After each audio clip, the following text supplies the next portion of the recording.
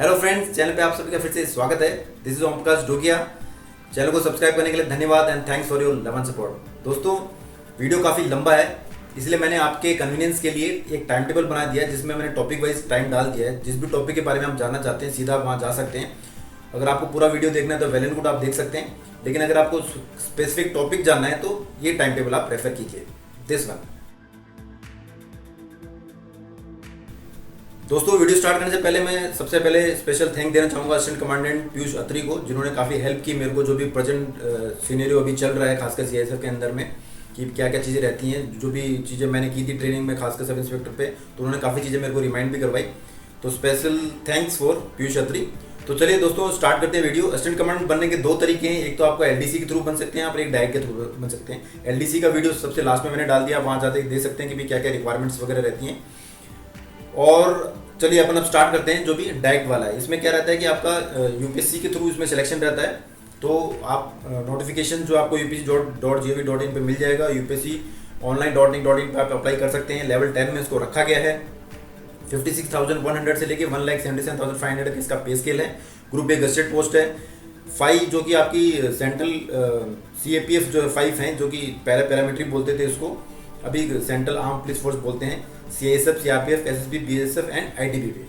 Assistant commandant all India में कहीं पे भी सर्व कर सकता है। वैसे तो भाई अलग अलग बॉर्डर सबके लिए मेंशन किए कि यहाँ इनकी ड्यूटी रहती है, लेकिन ऑल इंडिया में भी कहीं पे भी उनकी ड्यूटी आ सकती है, तो वहाँ पे करनी पड़ती है।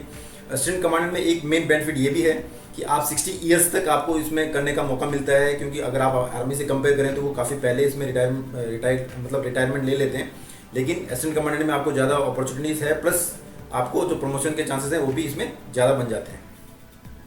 तो चलिए दोस्तों, देखते हैं आगे में और क्या क्या है अपने।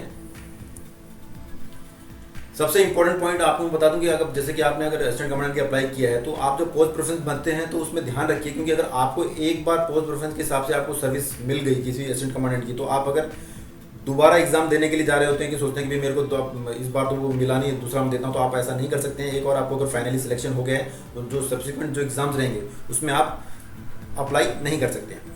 आपके पास में अगर NCC BNC सर्टिफिकेट है तो ये आपको इंटरव्यू में हेल्प करेगा। रिटन एग्जाम में इसमें कुछ एक्स्ट्रा मार्क्स नहीं है। इंटरव्यू में भी कोई स्पेसिफाइड नहीं है कि भी कितने मार्क्स मिलेंगे आपको, लेकिन ये आपको इंटरव्यू में जाके आपको इसके लिए अगर आपके पास रहेगा BNC तो आपको इसके लिए प्रेफर किया जाएगा। आगे में देखते हैं दोस्तों। चलिए प्रोसेस ऑफ सिलेक्शन जान लेते हैं। प्रोसेस ऑफ सिलेक्शन में क्या, सबसे पहले रिटन पेपर आपको होगा, जो पेपर 1 पेपर 2 है, सेम डे ही रहता है, ये एक ही दिन में हो जाता है, 1 घंटे के आसपास में बीच में गैप रहता है। फिजिकल स्टैंडर्ड टेस्ट होगा, जो फिजिकल स्टैंडर्ड टेस्ट होंगे मतलब जो रिटन एग्जाम कर लेंगे, क्लियर कर लेंगे, उन्हीं को फिर PST और PET के लिए बुलाया जाएगा। लेकिन सबसे पहले PST होता है। PST में अगर आप खड़े होते हैं तो ही आपका PET होता है। ये होने के बाद में ही आपका मेडिकल जो इसमें क्वालिफाई करते हैं उसको मेडिकल स्टैंडर्ड टेस्ट के लिए मतलब बुलाए इन दी सेंस है कि भाई सेम डे रहता है आपका। जिस दिन फिजिकल हुआ उस दिन अगर टाइम बचा तो मेडिकल के लिए भी आपको सैंपल टेस्ट वगैरह के लिए लेके जाते हैं वो, या फिर उसके नेक्स्ट डे से पोस्ट को स्टार्ट कर देते हैं। उसके बाद में क्या है कि आपका जो भी इसमें सब खड़े उतरेंगे, आपको उसमें इंटरव्यू होगा। इंटरव्यू वाले दिन ही आपको post preference plus document verification उस दिन ही होगा। फिर पेपर 1 पेपर 2 में जो भी आपका मेरिट रहेगा, फाइनल मेरिट बनता है, उससे फाइनल सिलेक्शन होता है। उसके बाद आपकी ट्रेनिंग है, ट्रेनिंग के बाद में आपका पोस्टिंग वगैरह। तो ये सारे स्टेप 1 बाय 1 पूरी वीडियो में मैंने डिस्कस किए हैं, तो वीडियो में लास्ट तक बने रहें ताकि आपका कोई पॉइंट मिस ना हो। चलिए दोस्तों, आगे देखते हैं अपना और क्या क्या चीज़ें हैं अपने पास में। एलिजिबिलिटी से देख लेते हैं। बैचलर डिग्री चाहिए, इसमें मेल और फीमेल दोनों दे सकते हैं। एज आपका 20 to 25 ईयर्स होना चाहिए। 1 अगस्त इसको नॉर्मली पकड़ती है यूपीएससी। ओबीसी के लिए 3 ईयर्स का रिलैक्सेशन है, SC ST 5 ईयर्स, और सिविलियन जो सेंट्रल गवर्नमेंट एम्प्लॉय हैं जो एक्स सर्विसमैन है उनके लिए 5 ईयर्स। आगे में नेशनल आपका सिटीजनशिप इंडियन होना चाहिए। नेपाल और भूटान हो तो आपके पास में एक ऐसा सर्टिफिकेट होना चाहिए जो कि गवर्नमेंट की तरफ से इशू हो। ट्रेनिंग आप अगर देखें तो नॉर्मली 52 वीक्स का होता है, ये 1 ईयर अप्रॉक्स इसको आप पकड़ के चलिए। CISF का निशा हैदराबाद में, BSF का टेकनपुर MP, ITBP का मसूरी उत्तराखंड, SSB का भोपाल में अभी होता है, पहले उत्तराखंड में होता था। CRPF का गुरुग्राम जो कि हरियाणा है वहाँ पे होता है। ट्रेनिंग अगर आप देखे जाए तो भी SI की जो ट्रेनिंग रहती है, CPO की, जो मैंने अपने एक्सपीरियंस शेयर किए हैं कि ट्रेनिंग में क्या क्या होता है, पूरा डिटेल वीडियो मैंने डिस्क्रिप्शन बॉक्स में डाल दिया, आप वहाँ जाके देख सकते हैं। कुछ चीज़ें जो एक्स्ट्रा रहती हैं जैसे कि हॉर्स राइडिंग हो गया, टेबल एटिकेट्स हो गए, ठीक है, रूम शेयरिंग वगैरह, इसमें डिफरेंस है। रूम शेयरिंग में जैसे हम लोग 2 से 3 भी रहते हैं, लेकिन नॉर्मली इनका एक ही बंदा एक ही रूम में रहता है। अगर ऐसा मतलब कि अगर बहुत ज़्यादा अगर कोई रहे तो 2 शेयर कर सकते हैं, लेकिन नॉर्मली एक ही रहता है। टेबल एटिकेट्स वैसे सीपीओ एसआई में भी सिखाए जाते हैं, लेकिन इसमें कुछ एडवांस लेवल में सिखाए जाते हैं कि खाना कैसे खाना है आपको, जैसे ड्रेसिंग सेंस वगैरह, आपको जूते पहन के जाना है, ये सब तो अपने सीपीओ एग्जाम जो आप एसआई की ट्रेनिंग कर रहे थे उसमें भी रहता है। हॉर्स राइडिंग वगैरह जो रहती है वो सिर्फ इसी में रहती है, अपने सीपीओ वगैरह में नहीं रहती है। तो ये सिर्फ डिफरेंस है, बाकी टोटल वही है। तो सीपीओ की ट्रेनिंग में होती है। तो मैंने डिस्क्रिप्शन बॉक्स में जो अपने एक्सपीरियंस शेयर किए वो डाल दिए हैं, वहाँ पर जहाँ पे आप जाके देख सकते हैं कि ट्रेनिंग में क्या क्या होता है। तो चलिए दोस्तों आगे भी देखते हैं अपन वीडियो में क्या है। चलो प्रमोशंस की बात करते हैं। सब लोग जानना चाहते हैं कि प्रमोशंस क्या आते हैं, तो आपको मैं ग्राउंड रियलिटी बताता हूँ कि भाई इसमें प्रमोशन एक्चुअली होते हैं क्या। आप और आपने वीडियोस देखे होंगे, उसमें आपने देखा होगा कि भाई 4 to 6 ईयर्स लगते हैं आपको एसी जो डीसी बनने में। तो ये पहले ऐसे होता था, खासकर आप अगर सीएसएफ में देखें तो आपको 8 to 10 ईयर्स लग जाते हैं। अभी तक 2012 के अंदर में जो भी असिस्टेंट कमांडेंट जिन्होंने ज्वाइन किया था, अभी तक उनको प्रमोशन नहीं मिला है। तो आपको 8 से 10 साल लग जाते हैं, खासकर सीएसएफ में। हो सकता है कि दूसरे फोर्सेज में थोड़ा कम टाइम लगे, लेकिन आपको 6 ईयर्स तो एटलीस्ट लग ही जाते हैं। डीसी पे फिर आप 6 ईयर्स करते हैं तो आपको फिर 2IC मिल जाता है। 2IC नॉर्मली सीएसएफ के अंदर में नहीं होता है, सीएसएफ में इसको कमांडेंट ही बोलते हैं, और कमांडेंट को जो अगली पोस्ट है उसको सीनियर कमांडेंट बोलते हैं। 2IC पे आप अगर जब कमांडेंट के लेवल पे जब आप 16 to 20 ईयर्स सर्व कर लेते हैं तो आप फिर कमांडेंट बन सकते हैं। उसमें फिर 3 to 4 ईयर्स, मतलब जितनी भी आगे पोस्टें हैं उसमें 3 to 4 ईयर्स आपको लगता है, डीआईजी, आईजी, एडीजी, डीजी। लेकिन होता क्या है कि जब कमांडेंट की पोस्ट होती है, इस पोस्ट पे आईपीएस कैडर का डेपुटेशन आ जाता है। यहाँ पे मतलब 75-25 का रेशियो होता है। 75% आपके असिस्टेंट कमांडेंट जो बनते हैं वही रहते हैं, 25% आईपीएस कैडर रहता है। ऐसे ही फिर डीआईजी में 50-50 और आईजी में 25-75, मतलब 75% आईजी लेवल पे आईपीएस कैडर के आ जाते हैं। इसीलिए कमांडेंट लेवल से स्टैग्नेंट हो जाता है जो भी आपका प्रमोशंस वगैरह रहता है, क्योंकि यहाँ पे आईपीएस कैडर का जो डेपुटेशन है वो स्टार्ट हो जाता है। लेकिन अभी ओजीएस मतलब इसको अनुमति मिल गई है, अभी कोर्ट केसेस वगैरह भी चल रहे हैं। अगर ये ओजीएस लागू हो जाता है तो हो सकता है कि भाई आपका जो असिस्टेंट कमांडेंट जो बन के आते हैं वो आग पे डीजी पोस्ट तक भी जा सकते हैं। नॉर्मली क्या होता है कि अगर आप सीएसएफ की बात करें तो सीएसएफ में सीनियर कमांडेंट तक जाते हैं या मोस्टली डीआईजी तक पहुंच पाते हैं। दूसरी फोर्सेस में, कुछ फोर्सेस में आप आईजी तक भी पहुंचते हैं। लेकिन अगर ये आपका ओजीएस आ गया तो आपको डीजी तक बनने का भी इसमें मौका मिलेगा। ओजीएस मीन्स हो गया ऑर्गेनाइज ग्रुप ए सर्विस, और एनएफवी हो गया आपका नॉन फंक्शनल फाइनेंशियल अपग्रेडेशन। तो ओजीएस वगैरह भी वैसे अप्रूव हो गया, लेकिन इसका कोर्ट केस वगैरह चल रहा है। एनएफवी आपको मिल गया है, मतलब अगर आपको पोस्ट कोई नहीं मिलती है तो आपको फाइनेंशियल अपग्रेडेशन से मतलब वंचित नहीं किया जाएगा, फाइनेंशियल अपग्रेडेशन आपको मिल जाएगा। वो ही एनएफवी है, तो वो अभी आपको मिल गया, मतलब फाइनेंशियल बेनिफिट अभी चल रहा है। ओजीएस आगे आने वाले टाइम पे हो सकता है कि फुली लागू हो जाए, तो वो आपके लिए काफ़ी बेनिफिशियल रहेगा। आगे देखते हैं दोस्तों। चलो अभी पेपर की बात कर लेते हैं कि पेपर में क्या क्या आता है। जो सबसे पहला पेपर 1 रहता है, उसके अंदर में आपके जनरल एबिलिटी एंड इंटेलिजेंस का रहता है। 125 क्वेश्चंस रहते हैं इसके अंदर में, जो कि 2 नंबर के रहते हैं। 225 मतलब 250 मार्क्स के हो गया। 2 आवर्स में इसको आपको कंप्लीट करना रहता है, और 2 घंटे का पेपर रहता है, जो कि आपके सुबह 10 बजे से 12 बजे तक रहता है। ऑब्जेक्टिव मल्टीपल चॉइस क्वेश्चंस रहेंगे, जो कि आपके हिंदी और इंग्लिश में रहेंगे। 1/3 नेगेटिव मार्किंग रहती है। पेपर 2 होता है वो डिस्क्रिप्टिव टाइप का रहता है, जिसके अंदर में आपके ऐसे और कॉम्प्रिहेंशन आते हैं, और जनरल स्टडीज ऐसे कॉम्प्रिहेंशन 200 मार्क्स के रहेगा। इसमें कोई नेगेटिव मार्किंग नहीं रहती है। ऐसे जो आपका कंपोनेंट है उसको आप इंग्लिश और हिंदी दोनों में लिख सकते हैं, आपके पास में मतलब चॉइस रहता है। लेकिन जो बाकी चीज़ें रहेगी वो आपको इंग्लिश में लिखनी पड़ती है। आपका जो मीडियम है उसमें आप हिंदी में नहीं लिख सकते हैं उसको। Minimum qualifying marks paper 1 paper 2 दोनों में रहेंगे, लेकिन ये डिस्कशन रहेगा यूपीएससी पे, वो कुछ भी मिनिमम क्वालिफाइंग मार्क्स उसमें रख सकता है। पेपर 1 में आपको जो सबसे पहले इवैल्यूएशन होगा पेपर 1 का, जो उसमें पास होगा उसी को सिर्फ आपको पेपर 2 के लिए इवैल्यूएट कराया जाएगा। मतलब अगर पेपर 1 में आप फेल हो गए तो आपका पेपर 2 देखा भी नहीं जाएगा, इसलिए पेपर 1 में पास होना भी जरूरी है। वैसे पास क्या, इसमें आपको अच्छे मार्क्स ही लाने जरूरी हैं, ताकि आप आगे मेरिट में मतलब आउट ना हो। इंटरव्यू आपका 150 मार्क्स का रहता है, और जो पर्सनैलिटी आपका पीटी टेस्ट रहता है उसमें कोई मार्क्स नहीं रहते हैं, लेकिन क्वालिफाइंग नेचर का रहता है, तो उसकी भी आपको तैयारी करनी बहुत जरूरी है। इसमें भी काफ़ी बंदे छंट जाते हैं, तो इसका भी आप काफ़ी ध्यान रखिए।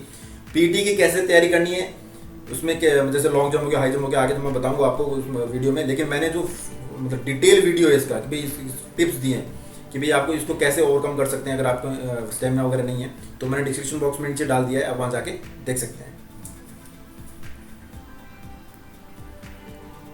पेपर 1 के अंदर सिलेबस की अगर बात करें तो जनरल मेंटल एबिलिटी रहता है, जनरल साइंस रहती है, करंट इवेंट्स रहते हैं जो नेशनल और इंटरनेशनल इंपॉर्टेंस के, इंडियन पॉलिटी और economy, history of India, Indian and world geography. तो इसमें आप इसका स्क्रीनशॉट ले सकते हैं, देखिए और देख सकते हैं कि क्या क्या चीज़ें इसमें स्पेसिफिकली आती हैं। आगे अपन डिस्कस करेंगे भी कि इस पेपर को कैसे क्रैक करना है। पेपर 2 में फिर अपन देख सकते हैं कि जो टॉपिक ऑफ ऐसे रहते हैं वो दे रखे हैं कि भाई मॉडर्न इंडिया से आ सकते हैं, आपके फ्रीडम स्ट्रगल से आ सकते हैं, ज्योग्राफी से आ सकते हैं, polity, economy, knowledge of security, human right issues.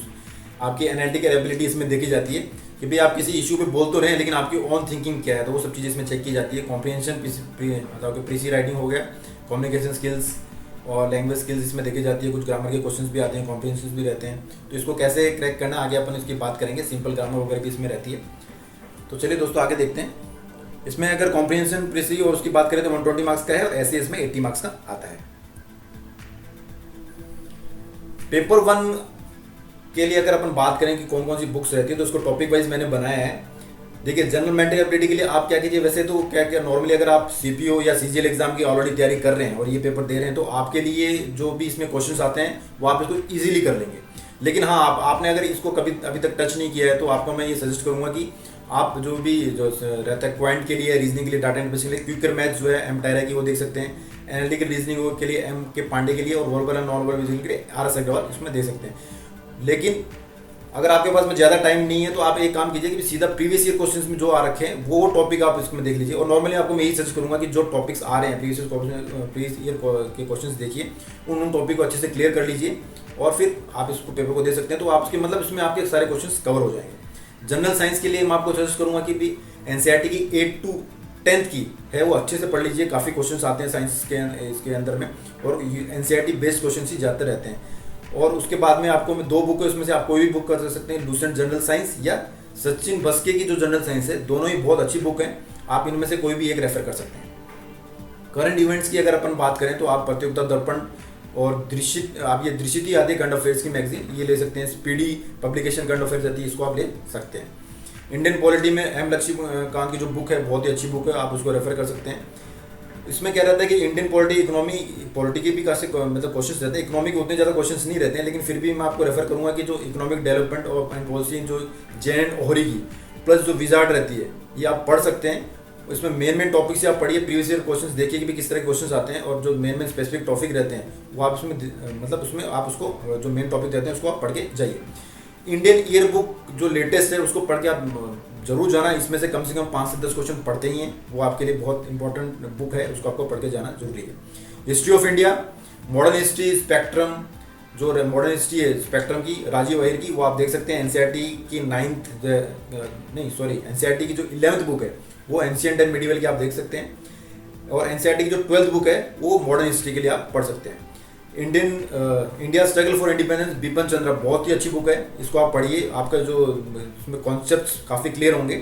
और मैं एनसीईआरटी को तो भाई आपको पढ़ना ही पढ़ना है, क्योंकि सबसे ज़्यादा कॉन्सेप्ट उसी में क्लियर होते हैं, इसीलिए मैंने एनसीईआरटी को रेफर किया है हर किसी सेक्शन के अंदर में।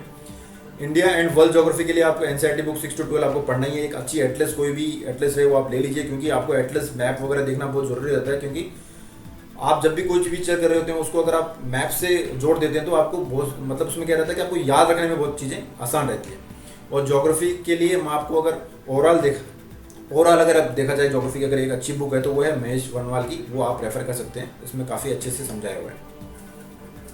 सेकंड पेपर रहता है, उसमें क्या रहता है कि भाई आप सबसे पहले तो क्या कीजिए कि अलग अलग तरह के लेटर्स आते हैं, उनके फॉर्मेट्स देख लीजिए, उनको प्रैक्टिस कीजिए। और अगर जो सेंटेंस के जो करेक्शंस वगैरह रहता है प्लस प्रीपोजिशन कंजक्शन इस तरह के जो क्वेश्चंस आते हैं उसके लिए आप इंग्लिश की एसपी बख्शी या लूसेंट जनरल इंग्लिश, इनमें से कोई भी एक रेफर कर सकते हैं। काफ़ी अच्छा उसमें बताया हुआ, आपके साथ जितने भी कॉन्सेप्ट है वो क्लियर हो जाएंगे। लेकिन प्रीवियस ईयर क्वेश्चन जो पेपर है उसको मैं बार बार आपको बोल रहा हूँ, उसको रेफर जरूर कीजिए किस तरह के क्वेश्चन आते हैं, और उसको फिर कोरिलेट करके आप सिलेक्टिव स्टडी कर सकते हैं उसके अंदर। कॉम्प्रिहेंशन पेजेस तो ऐसा है कि भाई आपको स्किल होनी चाहिए स्टार्टिंग से, तो वो आप बढ़ा सकते हैं। आप न्यूज़पेपर रीड कीजिए, मैगजीन वगैरह रीड कीजिए, तो प्रीवियस ईयर में किस तरह के क्वेश्चंस आ रखे हैं वो आप देख सकते हैं कि भाई उसमें रीजनिंग भी है कि सिर्फ सीधे क्वेश्चंस पूछे हैं। पैसिव राइटिंग हो गया तो उसके लिए भी प्रैक्टिस ही आपको। मेन आप लिखते समय ये ध्यान रखना कि भाई जो उसमें मॉरल निकल रहा है, जो मेन किस निकल रहा है वो उसमें आना चाहिए। मतलब कुछ भी उठा के नहीं डालना है, अपनी लैंग्वेज में इसको लिखना रहता है। ऐसे जो टॉपिक है वो मॉडर्न इंडियन हिस्ट्री जो मैं आपको पहले बता चुका हूँ, ये सब चीज़ें रहती है, ज्योग्राफी, पॉलिटी, इकोनॉमी पे, या जो करंट टॉपिक्स चल रहे होते हैं उस तरह के टॉपिक्स रहते हैं ऐसे पे। तो वो आपको जब भी आप नॉर्मली तो क्या है कि जब इतने सारे टॉपिक्स मैंने आपको पीछे बताए, आप जब उसको पढ़ेंगे तो आपके सारे टॉपिक्स क्लियर हो जाएंगे। आपको मतलब इस तरह का बन जाएगा कॉन्सेप्ट कि भी आप कुछ लिख सकते हैं। लेकिन इसमें क्या रहता है कि भी जब आप ऐसे लिखते हैं तो आपका कंटेंट बहुत अच्छा होना चाहिए प्रॉपर्ली। उसको जैसे इंट्रोडक्शन हो गया, मेन बॉडी क्या होगी, प्रोज एंड कॉन्स क्या है, इस तरह की आप चीज़ें उसमें मेंशन कर सकते हैं। इस पेपर में सबसे इंपॉर्टेंट बात यह है कि आपको अपना टाइम मैनेजमेंट करना आना चाहिए, क्योंकि मैंने देखा है कि जो कैंडिडेट्स रहते हैं पूरा अटेम्प्ट ही नहीं कर पाते हैं। अब अगर आप पूरा अटेम्प्ट ही नहीं करोगे तो आपके नंबर तो जो अटेम्प्ट नहीं किए वो तो वैसे ही छूट गए। इसलिए ट्राई कीजिए कि आपको 200 में से 200 को मतलब जो नंबर के जो है क्वेश्चंस वो आप अटेम्प्ट कीजिए। आप मतलब जैसे अटेम्प्ट करने के लिए ये फॉलो कर सकते हैं। सबसे पहले आप क्या कीजिए कि ऐसे कर लीजिए, उसके बाद में पैसेज कीजिए, फिर जो आर्ग्यूमेंट्स फॉर एंड अगेंस्ट की क्वेश्चन आती है उसको कीजिए, रिपोर्ट राइटिंग या लेटर राइटिंग होती है उसको कर सकते हैं, फिर ग्रामर और जो प्रेसी राइटिंग है उसको कर सकते हैं। ग्रामर प्रेसी राइटिंग मैंने लास्ट में सिर्फ रखा है कि भाई उसमें ज़्यादा सोचना नहीं पड़ता है, अपन फटाफट उसको कर सकते हैं। जो चीज़ें में जो आपको बहुत ज़्यादा सोचना पड़ता है और उसमें टाइम लगता है वो पहले कर लीजिए, ताकि भाई आप उसमें आपको ज़्यादा हड़बड़ाहट नहीं हो उसके पेपर देने के टाइम पे। प्रैक्टिस आपको करनी पड़ेगी इसमें बहुत ज़्यादा। प्रैक्टिस करने से क्या होता है कि फिर आपका जो थॉट प्रोसेस होता है वो डेवलप होता है, तो उससे ही आपका जो ऐसे वगैरह रहता है उसमें मतलब वो उसमें कंटेंट आपका अच्छा आ पाएगा, अगर आपका आपने थॉट प्रोसेस डेवलप कर लिया तो। चलिए दोस्तों आगे देखते हैं फिजिकल स्टैंडर्ड्स क्या क्या रहते हैं। फिजिकल स्टैंडर्ड्स के जो मेल्स रहते हैं उनके लिए हाइट 165 सेंटीमीटर, चेस्ट 81 सेंटीमीटर होना चाहिए, अनएक्सपेंडेड 5 सेंटीमीटर आपका एक्सपेंशन के साथ होना चाहिए। वेट वैसे यहाँ 50 kg और फीमेल्स के लिए 46 kg दे दिया है, लेकिन ये कॉरस्पॉन्डिंग टू हाइट रहता है, वो आगे चार्ट मैंने दे दिया, आप उसका स्क्रीनशॉट ले सकते हैं कि क्या क्या रहता है। फीमेल्स के लिए हाइट 157 सेंटीमीटर है और चेस्ट में नॉट अप्लीकेबल है इसमें। तो फिजिकल स्टैंडर्ड्स ये हो गए आपके। आगे देखते हैं और क्या क्या है, ये आप इसका स्क्रीनशॉट ले सकते हैं कि भाई आपका जो हाइट है, हाइट के हिसाब से आपका बॉडी वेट क्या होना चाहिए, और एज के हिसाब से भी इसमें दिया हुआ है। वो मेल के लिए हो गया, ये फीमेल के लिए हो गया। फिजिकल इफिशिएंसी टेस्ट में क्या रहता है, मेल के लिए 100 मीटर्स की रेस रहती है जो 16 सेकंड में पूरी करनी रहती है, और फीमेल्स के लिए यही रेस 18 सेकंड में 800 मीटर की रेस रहती है, जो कि मेल के लिए 3 मिनट्स एंड 45 सेकंड, और ये 4 मिनट एंड 45 सेकंड्स किसके लिए, फीमेल के लिए। सेम लॉन्ग जंप के लिए आपको 3 चांस दिए जाते हैं, जिसमें कि आपको 3.5 मीटर्स के आसपास रहता है, और गर्ल्स के लिए 3 मीटर्स के आसपास रहता है। शॉर्ट पुट आपका 7.26 kg का रहता है, जो कि 4.5 मीटर्स आपको फेंकना रहता है। शॉर्ट पुट फीमेल्स के लिए नहीं रहता है। फीमेल जब पीटी देने जाती है तो उस समय अगर मतलब जो अगर वो प्रेग्नेंट वगैरह रहती हैं तो उसमें आपको डिस्क्वालीफाई कर दिया जाएगा, तो प्रेगनेंसी वगैरह उस समय नहीं होनी चाहिए। आगे देखते हैं दोस्तों, जैसे कि मैंने आपको बताया कि इसको क्रैक कैसे करना है फिजिकल को, तो वो मैंने डिस्क्रिप्शन बॉक्स में डाल दिया, मैंने अलग से वीडियो बनाया है इसको कैसे करना है, तो आप वहाँ जाके देख सकते हैं उसको। कट ऑफ देख लेते हैं इसमें। आप अगर देखा जाए तो पेपर वर्क की जो 2014 से लेकर अभी तक 2018 तक की कट ऑफ आप देख रहे हैं, तो कभी ये ज़्यादा है कभी ये कम है, तो ये डिपेंड करता है कि भाई नंबर ऑफ वैकेंसीज कितनी है, प्लस आपका जो पेपर है उसका लेवल क्या है, हार्ड है कि ईजी है। लेकिन फिर भी आप इसमें अंदाज लगा सकते हैं, इसका स्क्रीनशॉट ले लीजिए कि भैया क्या किस तरह की मेरिट्स रहती है। ये पेपर 1 और पेपर 2 मिला के भी आप देख सकते हैं 2014 टू 2018 में क्या है करके। कहीं पे आपकी बढ़ी हुई दिख रही है आपको, जैसे 17 में आपको बढ़ा दिख रहा है, फिर 18 में कम हो गया है, तो वो डिपेंड करता है कि भाई वैकेंसीज कितनी है, प्लस आपकी पेपर का लेवल क्या है। ये फिर फाइनल मेरिट आप देख सकते हैं, इसका स्क्रीनशॉट ले सकते हैं। इससे थोड़ा सा आप अंदाज लगा सकते हैं कि भाई आपको कहाँ पे कितना क्या स्कोर करना है, उसके लिए थोड़ा बेनिफिशियल रहता है, इसलिए मैंने इसको डाला है इसमें वीडियो में। ये मैं आपको पहले ही बता चुका हूँ कि जो प्रिपरेशन है पीटी की कैसे करना है, तो ये मैंने जो सीपीओ पे डाला था, ये कुछ इसके स्क्रीनशॉट है। ये आपको जो वीडियो में ये सारे टॉपिक्स आपको मतलब डिटेल में मिलेंगे आपको कि भाई इसको कैसे कैसे करना है, हाई जंप वगैरह कैसे करनी है, शॉर्ट पुट वगैरह कैसे करना है, तो उसमें मैंने आपको टिप्स दिए, आप नीचे जाके उसमें देख सकते हैं। मेडिकल स्टैंडर्ड पे आ जाते हैं दोस्तों। मेडिकल स्टैंडर्ड में आपका जो है बेटर आई है वो 6/6 और वर्स आई है वो 6/12 होना चाहिए, या 6/9 है 6/9 होना चाहिए। आप जैसे कि इस पर देख सकते हैं स्क्रीन पे, नियर विजन N6 करेक्टेड और N9 करेक्टेड। अगर आप ग्लासेस लगा के जाते हैं तो आपका -4 +4 चलेगा। तो जो भी डॉक्टर की प्रिस्क्रिप्शन रहती हैं वो आप जरूर लेके जाएं, क्योंकि कई बार मैंने देखा कि मेडिकल में ये जो बच्चे हैं कैंडिडेट्स हैं ये गलती करते हैं। अगर प्रिस्क्रिप्शन लेके जाते हैं तो आपको डॉक्टर उसमें मतलब आपके लिए बेनिफिशियल रहेगा वो चीज़ के लिए। आपकी जो लासिक सर्जरी है वो आप इसमें कंडीशन के साथ में, जैसे मैंने सीपीओ में बताया था भाई उसमें नहीं चलती है, लेकिन असिस्टेंट कमांडेंट के लिए चलती है। इसमें कुछ कंडीशंस हैं वो आपको मैं आगे बताऊंगा। और इसमें ईसीआर प्लेट्स का जो भी टेस्ट है वो होता है, वो मतलब कलर ब्लाइंडनेस के लिए होता है। उसमें आपको कुछ कलर्स दिखाए जाते हैं, अगर आप उसको आइडेंटिफाई नहीं कर पाते हैं तो आपको उसमें फेल किया जाता है, अगर आइडेंटिफाई कर लेते हैं तो आप पास हो जाते हैं। आगे देखते हैं इसमें क्या है। हाँ, लासिक सर्जरी वाला जो मैं बताया था इसमें कुछ कंडीशंस हैं, वो आपके मैंने स्क्रीन पर डाल दिए हैं, आप उसको देख सकते हैं। एकदम ईजी कंडीशंस हैं, इसमें कुछ नहीं है कि आपको 18 to 35 होना चाहिए, एक्सेल लेंथ इतना होना चाहिए। ये कुछ टेक्निकल कंडीशंस है जो आपको फुलफिल करना चाहिए। अगर आपको ऐसे डाउट है कि भी मैं सर्जरी करा के जा रहा हूँ, तो ये जब जिस भी डॉक्टर से आप कराएंगे आपको ये पूरा डिटेल वो मतलब आप लेके जाइए, वो आपके लिए बेनिफिट रहता है। और खासकर जब जो लासिक सर्जरी करवा के जाते हैं उनको मैं बताना चाहूँगा कि वहाँ पे वो लोग क्या देखते हैं। वहाँ पे वो देखते हैं कि भाई आपने जब लासिक सर्जरी करवाई, सर्जरी वगैरह करवाई, उससे पहले आप का क्या रिकॉर्ड था, उसके बाद में आपका क्या रिकॉर्ड, मतलब आपको उससे कितना बेनिफिट हुआ, तो वो चीज़ें वहाँ पे चेक करते हैं। तो इसीलिए आपको जो उसके पहले के डॉक्यूमेंट्स हैं और लासिक सर्जरी के बाद के जो डॉक्यूमेंट्स हैं वो आप लेके जाइए, वो आपके लिए मतलब बेनिफिशियल रहेगा। ताकि प्रिस्क्रिप्शन जब भी रहता है वो लोग जाते आपको पूछेंगे भी क्या प्रिस्क्रिप्शन है, अगर आपने वो मतलब ये अगर करवाया है तो आप आगे के और पीछे के जो भी डॉक्यूमेंट्स है वो लेके जाइए। इसमें जैसे मैं एक चीज़ आपको बताना भूल गया कि 6 मंथ्स का आपको एटलीस्ट गैप होना चाहिए। अगर 6 मंथ का गैप भी नहीं है तो फिर भी आप डॉक्यूमेंट्स लेके जाइए, कुछ नहीं होता है, नॉर्मली इसमें लिखा जाता है, लेकिन फिर भी जो डॉक्टर है उसको कंसिडर कर लेते हैं। कैरिंग एंगल आपका जो है कि भी मेल के लिए दिया है कि भी 15 डिग्री से ज़्यादा नहीं होना चाहिए और फीमेल के लिए ये 20 डिग्री से ज़्यादा नहीं होनी चाहिए। इसको कैसे चेक करते हैं वो मैंने एक अलग वीडियो उसको पूरा डिटेल में बनाया है, प्लस अगर आपको है तो इसको किस एक्सरसाइज से इंप्रूव किया जा सकता है वो मैंने आपको नीचे डिस्क्रिप्शन बॉक्स में डाल दिया, वहाँ पे आप जाके देख सकते हैं। आपके कान वगैरह हो गए, उसमें क्या है कि भाई जैसे कान में रहता है तो उसमें क्या है आपके डिफॉर्मिटी नहीं होनी चाहिए, टेढ़ा मेढ़ा नहीं होना चाहिए, प्लस आपके अंदर में जो कान अंदर में रहता है वो आपको सुनाई सब कुछ देना चाहिए। उसका टेस्ट होता है तो वो दोनों तरफ बता के आपको पूछते हैं भी कहाँ से साउंड आ रही है करके, और आपका कान बहते हुए नहीं रहना चाहिए बार बार कि बहते जा रहा है करके, ठीक है। और इसमें कुछ अलग चीज़ें भी होती हैं, जैसे कि मान लो कि आपको कुछ ऐसी हिस्ट्री रही हो जिसमें आपके कान में टिक टिक टिक टिक करके आवाज़ आ रही हो, ठीक है, और आपके पेन में कंटिन्यूस पेन रहता हो, वैसा नहीं होना चाहिए। कई बार क्या होता है कि मोशंस आपको ऐसा लगता है कि भाई आप खड़े हो लेकिन आपको लगता है कि हर चीज़ें मूव कर रही है, वो वर्टिगो जो उसमें नीचे दिखा रखा है, तो उस तरह की आपकी कोई बीमारी नहीं होनी चाहिए।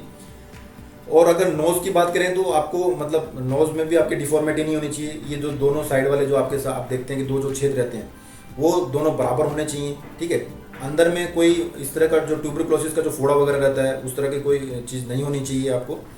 और कोई क्रॉनिक डिजीज़ वगैरह हो गई या अल्सरेशन, मतलब जो कि फोड़ा वगैरह जो मोटा है, या अंदर में नाक आपका पूरा जैसे भरा रहता है, कई बार क्या होता है ऐसी बीमारी होती है जिसके एलर्जी की वजह से आपका नाक हमेशा भरा रहता है, बहता रहता है, तो अगर उस तरह की एलर्जी वगैरह वो सब चीज़ें हैं तो वो चीज़ें आपको नहीं होनी चाहिए, वो उसमें अब सारी चीज़ें चेकिंग होती है। नेक्स्ट देखते हैं दोस्तों, गर्दन वगैरह वही स्ट्रेट वगैरह होनी चाहिए आपको, इसमें थायराइड वगैरह नहीं होनी चाहिए, स्वेलिंग वगैरह कुछ नहीं आनी चाहिए, इसमें ज़्यादा उतना कुछ नहीं है, स्ट्रेट फॉरवर्ड रहता है, आपको दिख जाता है सब कुछ डॉक्टर को सीधे सीधे, और आपको इसमें आप खुद चेक कर सकते हैं। टीथ वगैरह आपके काउंटेबल होने चाहिए, साफ होने चाहिए, बहुत ज़्यादा पायरिया नहीं होनी चाहिए। अगर आपके दांत पीले वगैरह हैं तो आपको मैं ये रेकमेंड करूँगा कि भैया उसको साफ सूफ करा के ही जाइए आप जब भी आप मेडिकल के लिए जाते हैं। आपकी जो डिजीज़ है, इसका मतलब हो गया कि आपको कोई भी सेक्सुअल डिजीज़ नहीं होनी चाहिए, कोई भी स्किन डिजीज़ नहीं होनी चाहिए, जैसे रिपोर्ट्स हो गया, क्रॉनिक डायबिटीज़ हो गया, ठीक है। तो इस तरह की कोई भी डिजीज़ है जो आपके मेंशन किया मैंने यहाँ पे नीचे में सारी, इस तरह की कोई भी डिजीज़ आपको नहीं होनी चाहिए। आगे में है दोस्तों जनरल स्टैंडर्ड्स में, मतलब आपको स्पीच क्लियर होना चाहिए, मतलब तुतला के या मतलब ऐसे स्टैम्पिंग वगैरह नहीं होना चाहिए, बीच में टूटना उठना नहीं चाहिए, ये सब चीज़ें भी वहाँ पे चेक करते हैं। कोई भी क्रॉनिक डिजीज हो गया जो आपको मैंने पहले बताया कि आपको अस्थमा वगैरह या हाई बीपी नहीं होना चाहिए, डायबिटीज़, ठीक है, हार्ट जो डिजीज़ रहती है उस तरह की कोई डिजीज़ नहीं होनी चाहिए। तो ये आप देख सकते हैं स्क्रीन पे, ये अलग अलग तरह की डिजीज़ इसमें दे रखी है, इनमें से आपकी कुछ भी डिजीज़ नहीं होनी चाहिए। आपका चेस्ट वगैरह का वहाँ पे जैसे आप जाते हैं तो वहाँ पे एक्सरे वगैरह होता है, तो उसमें अगर आप सिगरेट वगैरह पीते हैं तो फिलहाल के लिए मैं आपको बताना चाहूँगा कि महीने 2 महीने उसको एटलीस्ट आप, अगर आपको ऐसी आदत है तो उसको छोड़ दीजिए, क्योंकि वो चेस्ट जो उसके करते हैं एक्सरे उसमें आ जाता है, तो हो सकता है कि भी आपके लिए वो लाभदायक ना रहे। आपके जो हैंड्स वगैरह, फीट वगैरह, लिम्स वगैरह सब चेक होते हैं, मतलब इसमें आपके नॉक नी से लेके आपका कैरिंग एंगल से लेके फ्लैट फुट, ये सब चीज़ें चेक होती हैं। तो कैरिंग एंगल, फ्लैट फुट और नॉक नी तीनों पे मैंने अलग अलग वीडियोस बना रखे हैं कि भाई इसको चेक कैसे करते हैं, और प्लस इसको अगर आपके है तो इसको इंप्रूव कैसे कर सकते हो, मतलब उसको आपको करेक्ट कैसे कर सकते हो। खासकर नॉकनी के लिए मैंने टिप्स दी हैं कि भाई आप नॉकनी को, अगर आपको स्लाइड नॉकनी है तो वहाँ पे आपको क्या करना है। तो मीडियम जो भी वीडियो है मैंने डिस्क्रिप्शन बॉक्स में डाल दी है, आप वहाँ जाके उसको देख सकते हैं। फ्रैक्चर वगैरह नहीं होना चाहिए, बॉडी के अंदर में कोई भी प्लास्टिक या कोई भी लोहा लगा हो तो वो भी असिस्टेंट कमांडेंट में उसको भी डिस्क्वालीफाई करते हैं, उस तरह का कोई चीज़ नहीं होनी चाहिए। परफेक्ट मूवमेंट्स होने चाहिए सारे जॉइंट्स के, मतलब वहाँ पे आपको सब कुछ हिला के या जो भी पोर्शन सब कुछ हिला के दिखाना पड़ता है, ठीक है। तो वहाँ पे उसमें मूवमेंट में को आपको कोई दिक्कत नहीं होनी चाहिए। फीट एंड टोज है वो सब वेल फॉर्म्ड होने चाहिए। और इसमें जैसे आप देख सकते हैं स्क्रीन पे कि बहुत सारी ऐसी चीज़ें हैं जो कि अभी रिपीट हो रही हैं। प्लास्टिक सर्जरी का जैसे बताया कि 6 मंथ्स का मैंने आपको बता चुका हूँ, ठीक है। तो ये चीज़ें आपकी इसमें जो भी डिजीज़ वगैरह है वो नहीं होनी चाहिए। आपका इसमें यूरिन टेस्ट भी होता है, ब्लड टेस्ट भी होता है, ठीक है। तो वो सब चीज़ों में जो भी इनके क्राइटेरिया हैं उस पर आप खड़े उतरने जरूरी है। बाकी तो आपको नीचे आप देख सकते हैं, मैंने आपको फ्लैट फुट नॉक नहीं चाहिए, वेरिकोज वीन्स। हाँ, वेरिकोज वीन्स क्या रहता है कि आपके जो विंग्स रहती हैं वो टोटली बाहर की तरफ दिखती हैं। तो वो कोई भी पोर्शन हो, चाहे आपका पेट हो, हाथ हो, पैर हो, वहाँ पे आपको ये नई चीज़ें दिखनी नहीं चाहिए। वो इसकी भी सर्जरी वगैरह होती है, लेकिन वो डिपेंड करता है कि भैया आपको सर्जरी करने के बाद में वो कितनी विजिबल है। अगर ज़्यादा विजिबल नहीं रहती हैं तो चल जाता है ना, नॉर्मली अगर विजिबल है फिर भी तो फिर उसमें उसको डिस्क्वालीफाई किया जाता है। अगर पल्स रेट की बात करें तो भी 100 पल्स रेट से ज़्यादा आपका नहीं होना चाहिए या 50 से ज़्यादा कम नहीं होना चाहिए। तो पल्स रेट करने के लिए वो लोग क्या करते हैं, कई बार आपको पहले तो एक्सरसाइज करने से पहले डिप्स वगैरह मरवाते हैं। तो डिप्स से पहले चेक करते हैं, डिप्स के बाद में चेक करते हैं। इसमें भी नॉर्मली स्टूडेंट्स वगैरह फंस जाते हैं, इसलिए फंस जाते हैं कि वो ज़्यादा टेंशन में आ जाते हैं, अरे यार क्या मतलब चल रहा है करके। तो उससे क्या आपका उनका बीपी बढ़ता है और बीपी काफ़ी ऊपर तक चले जाता है। तो आप अपने आप को नॉर्मल करके रखिए ताकि आपका बीपी ऊपर ना जाए और आपको डिस्क्वालीफाई ना किया जाए या रेफर ना किया जाए। आपको हर्निया नहीं होना चाहिए, मतलब आपके जो अंडकोश वगैरह हैं वो छोटे बड़े नहीं होने चाहिए, उनमें पानी भरा नहीं होना चाहिए, ठीक है। तो दोनों बराबर होने चाहिए, तो उसमें कोई डिफेक्ट नहीं होना चाहिए। टैटू का इसमें कंडीशंस दे रखी हैं कि भाई अगर आप सेकुलर कोई अगर ऐसा है, कुछ है साइन है तो वो चल जाएगा। उसके साइज है 1/4, पर्टिकुलर पार्ट जो एल्बो में रहता है वो हो सकता है, खासकर जो आपका सैल्यूटिंग एंगल रहता है उसमें सामने नहीं आना चाहिए, दूसरे में रहेगा तो चल जाता है, लेकिन इस साइज से ज़्यादा बड़ा वो नहीं होना चाहिए, ठीक है। तो चलिए दोस्तों आगे देखते हैं। मेडिकल के लिए आप अपील कर सकते हैं 15 डेज़ के अंदर अंदर, जब भी आपका मेडिकल होता है उसमें क्या होता है कि जब भी आप वहाँ पे मेडिकल देते हैं तो आपको अनफिट सर्टिफिकेट दिया जाता है, जिसके अंदर में रीज़न दिया जाता है कि भी आपको अनफिट क्यों किया गया है। तो आपको जो भी गवर्नमेंट हॉस्पिटल है आपके यहाँ पे, वहाँ पे जाके उसका जो करेक्ट चीज़ है कि भाई इसको करेक्ट किया जा सकता है, ये करेक्ट है ये करके, एक मेडिकल ऑफिसर जो भी MBBS का उससे आपको साइन करवा के फिर UPSC में भेजना होता है। तो UPSC नॉर्मली आपके 40 to 45 डेज़ के अंदर में इसको आपको वापस कॉल आ जाता है और वहाँ पे जाके आपको रीमेडिकल देना रहता है। अच्छा, फोटोकॉपीज और ओरिजिनल डॉक्यूमेंट्स वगैरह, मतलब डॉक्यूमेंट वेरिफिकेशंस वगैरह कैसे होती हैं, तो इस पर भी मैंने पूरा वीडियो बनाया है CPO पे।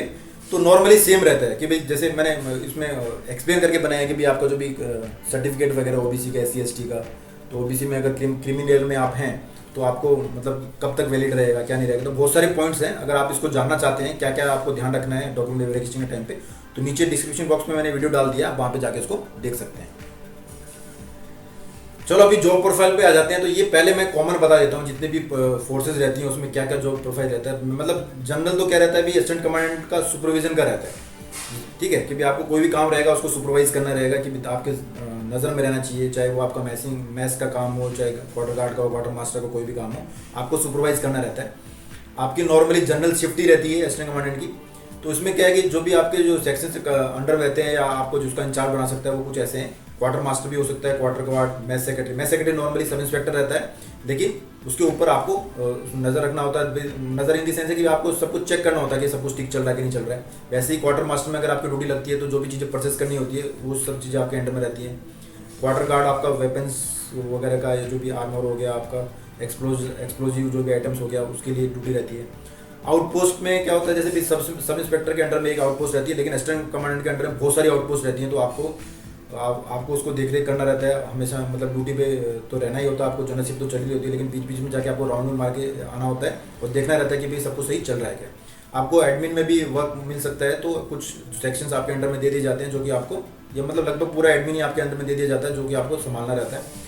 टेम्परेरी ड्यूटी में जाते हैं तो नॉर्मली वैसे सब इंस्पेक्टर को भेजा जाता है, लेकिन कई बार होता है कि भी असिस्टेंट कमांडेंट भी साथ में जाता है, तो उस तरह की ड्यूटी भी आपकी लग सकती है। इलेक्शन ड्यूटी भी लग सकती है, RD परेड वगैरह में आपको भेज सकते हैं। जैसे कि मेरे को मौका मिला था RD परेड जाने का, तो मैं एज ए सब इंस्पेक्टर गया था। तो हम लोग 2 सब इंस्पेक्टर थे उसमें और एक असिस्टेंट कमांडेंट भी था। तो असिस्टेंट कमांडेंट वगैरह को भी RD परेड करने का मौका मिलता है।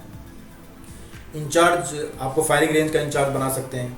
स्कॉटिंग ड्यूटीज़ हो सकती है VIPs की। ट्रेनिंग एकेडमी में आपकी ड्यूटी लग सकती है।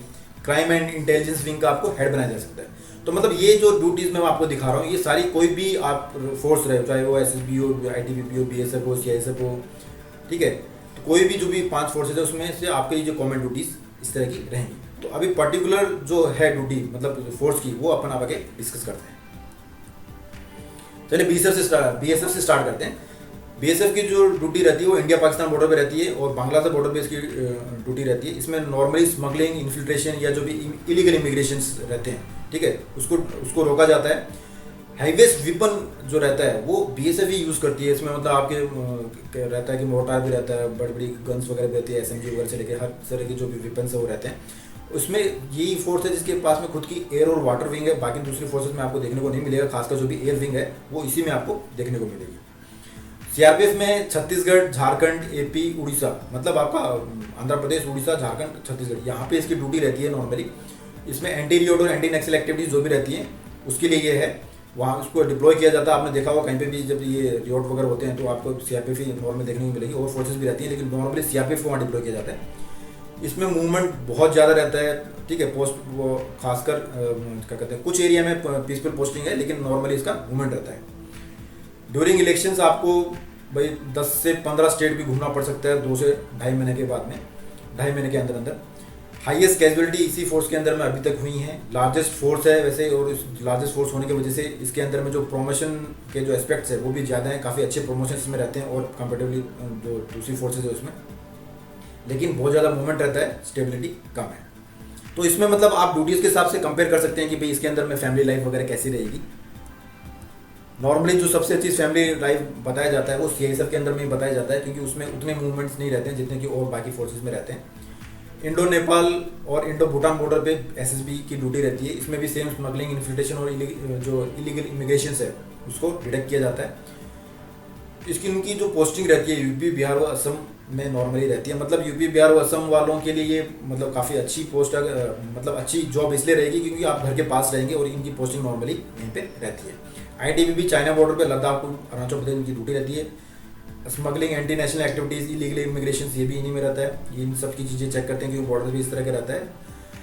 जो हाईली स्किल्ड फोर्स जिसको कहा जाएगा वो आईटीबीपी है, क्योंकि इनकी जो ड्यूटी रहती है माउंटेन्स वगैरह पे ज़्यादा रहती है, तो एडवांस माउंटेनिंग कोर्सेज वगैरह रहते हैं, आपको वो सब चीज़ें करने का मौका मिलेगा। स्ट्रॉन्ग सर्वाइवल स्किल्स इसलिए हो जाते हैं कि भैया इस तरह की क्लाइमेटिक कंडीशंस प्लस जो रहती है, जो टेरेन रहता है, तो वहाँ पे वैसे भी इनको ट्रेनिंग में भी इस सब चीज़ें सिखाई जाती हैं, प्लस आपकी ड्यूटी भी उसी में रहती है, तो आपकी जो सर्वाइवल स्किल्स है वो बहुत ज़्यादा इंप्रूव हो जाती है इसमें।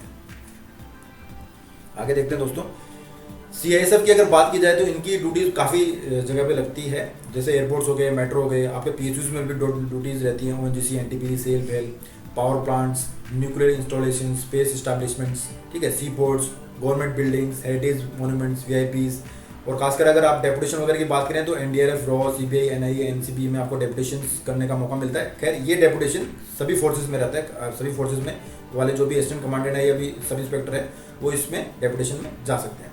प्राइवेट कंपनीज में आपको काम करना रहता है, इन्फोसिस, रिलायंस, पतंजलि, ठीक है।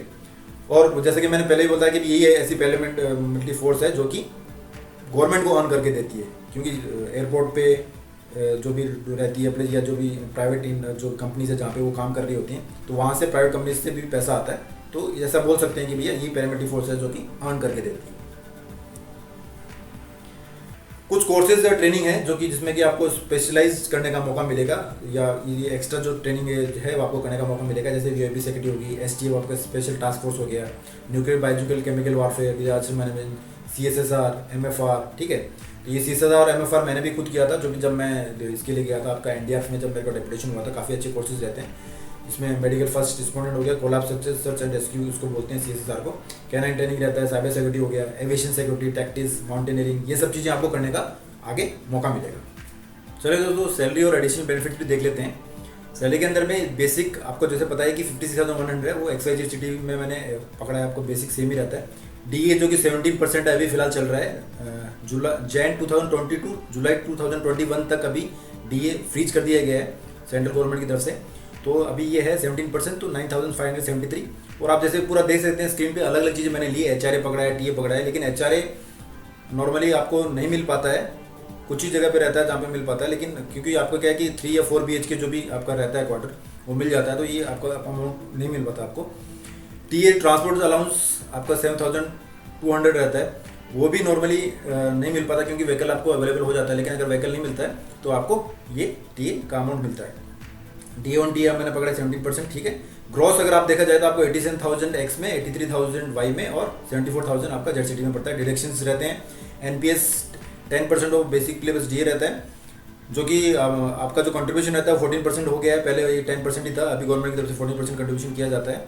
उसके बाद में CHH, CGI से या प्रोफेशन टैक्स वगैरह अगर हम पकड़ें तो कुल मिला के जो डिडक्शन रहता है वो 7,637 पड़ता है। और आपका आपने जो टेक होम रहता है वो एक्स सिटी में 79,000 वाई सिटी में 75,000 एंड जेड सिटी में 66,000 रहता है। इसके अलावा आपके यूनिफॉर्म अलाउंस भी मिलता है आपको 20,000 जो कि पर ईयर रहता है। हार्ड अलाउंस वगैरह अगर आपके वहाँ पे कहीं पे टूटी हार्ड जगह में रिस्क इसकी जगह में तो वो आपको मिलता है। LTC, RTF, मेडिकल ये सब चीज़ें भी आपको इसमें फैसिलिटीज़ रहती हैं, वो आगे अपना आगे चल के डिस्कस करते हैं। तो आगे में देखते हैं दोस्तों क्या है। भाई टूर या टेम्परेरी ड्यूटी अगर आपकी लगी हो तो आपको नॉर्मली क्या होता है कि 2500 रुपये पर डे मिलते हैं, 900 रुपये इसमें खाने के रहते हैं, बाकी आपके रहने के रहते हैं। नॉर्मली गेस्ट हाउस वगैरह मिल जाता है तो ये आपको क्लेम नहीं करना रहता है, लेकिन अगर आपको गेस्ट हाउस वगैरह नहीं मिला है और आप बाहर कहीं होटल में रह रहे हैं, टेम्परेरी ड्यूटी पे गए हैं, तो आप इतना ये क्लेम कर सकते हैं। CGI से मेडिकल क्लेम्स वगैरह रहते हैं, आप अगर आपके सिटी में CGI हॉस्पिटल है तो वहाँ पे भी दिखा सकते हैं, या आप जो भी मेडिकल का जो भी खर्चा आता है आप वो क्लेम कर सकते हैं। रिम्बर्समेंट ऑफ RTF मतलब होता है रिम्बर्समेंट ऑफ ट्यूशन फी, जो आपके बच्चों के लिए मिलता है, 2 बच्चों तक मिलता है आपको, वो 27,000 तक आप क्लेम कर सकते हैं। आगे देखते हैं दोस्तों। LTC वगैरह आपको ये जैसे कि दूसरे गवर्नमेंट एम्प्लॉयज़ को जैसे मिलती है वैसे ही आपको मिलता है, लगातार 8 साल तक आपको इसमें कंटिन्यू मिलता है आपको, जिसमें कि 3 होम टाउन रहता है और 1 ऑल इंडिया रहता है, और ATS के बाद में ये हर 4 साल में आपको 2 बार ही मिलता है। LTC के बाद में इंक्रीमेंट आपका वही है, हर साल में आपको मतलब 2 अभी कर दिया है कि भी जनवरी और जुलाई में मिलता है। अगर आपके जहाँ पे भी 6 महीने पूरे होते हैं, अगर आपका 6 महीने पूरे होकर जनवरी आ रहा है नेक्स्ट, तो आपको जनवरी स्टार्ट होगा, नहीं तो आपसे जुलाई से स्टार्ट होगा। इसके अंदर में इसमें आपको 60% कैश अमाउंट मिलता है, 40% आपको पेंशन बनाती है। अगर आप 60 ईयर्स तक इसमें आप रिटायर करते हैं, तो अगर उससे पहले रिटायर करते हैं तो 80% आपको इसमें पेंशन के रूप में आपको बनानी पड़ती है। ग्रेचुटी आपको 20 लाख तक मिलती है, अप टू 20 लाख है ये, और लीव ग्रेचुटी में आप करा सकते हैं 300 EL का, तब रिटायरमेंट के टाइम पे। रिटायरमेंट के बाद भी आप CGHS फैसिलिटी ले सकते हैं, उसमें कुछ अमाउंट आपको जमा करना पड़ता है, एनुअली भी आप मंथली भी करवा सकते हैं और 1 टाइम भी करवा सकते हैं, जो कि ज़्यादा अमाउंट नहीं रहता है, और इससे आपको क्या है CGHS फैसिलिटी बाद में भी मिल सकती है।